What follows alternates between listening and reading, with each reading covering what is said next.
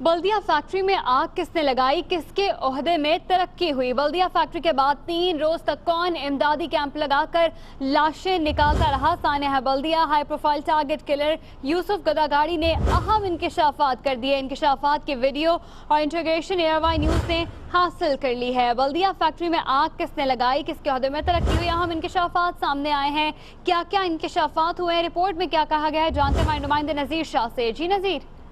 हाँ जी बिल्कुल, देखेंगे यूसुफ गदागाड़ी जो हाई प्रोफाइल टारगेट किलर है, जिसको ईस्ट जोन पुलिस ने गिरफ्तार किया था, उसने अपनी जो इंटरोगेशन में उसमें इंतहाई अहम इंकशाफात कर लिए, जिसमें उसका कहना है कि बल्दिया सानिया में असगर बेग जो कि सेक्टर इंचार्ज था जिस वक्त ये फैक्ट्री में आग लगाई गई, वो इस आग में मुलविस था, जबकि जो रहमान भोला था वो जॉइंट सेक्टर इंचार्ज था।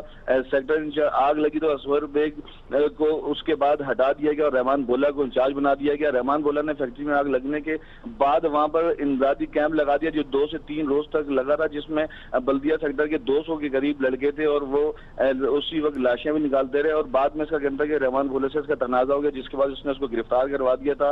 और इसका ये कहना है कि सेक्टर इंचार्ज या फिर यूनिट इंचार्ज शाहिद बादशाह अहकामात देते थे और सेक्टर इंचार्ज असगर बेग की पूरी फैमिली बल्दिया फैक्ट्री में काम करती थी। उसका भाई अशरफ बेग फैक्ट्री में मैनेजर था और यासिर बेग जो उसका भांजा था वो भी फैक्ट्री में काम करता था। और फैक्ट्री के अंदर की मालूमात के कितना इसके अंदर अमाउंट आ रहा है, कितने कंटेनर जा रहे हैं, तमाम उसकी फैमिली के जरिए बाहर आती थी। और यूसुफ गदागाड़ी ने अपने साथियों के हमरा मिलकर 16 कत्ल की वारदात की, जिसमें रहमान भोला भी शामिल था और उजैर बलोच के करीबी साथी शाहजहां को कत्ल किया, जिस पर उजैर बलोच ने प्रेस कॉन्फ्रेंस भी की थी। जबकि रशीदाबाद में असगर बेग की हुकूमत 2010 में ANP के 5 कारकुनान को कत्ल किया, जिस पर असगर बेग ने खुशी। अच्छा नजीर, ये बताइए कि इन इंकशाफात के बाद क्या मजीद गिरफ्तारियां भी मुतवक्के हैं? देखें, ये चूंकि सानिया बल्दिया एक बहुत बड़ा सानिया था जिसके अंदर 260 के करीब जाने गई थी, इसकी JIT भी तश्कील दी गई थी, मुतअद्दिद बार इसकी इंटरोगेशनें हुई और JITs के अंदर भी मुख्तलिफ नाम है, जिनमें बहुत से जो मुल्जिमान थे फरार थे।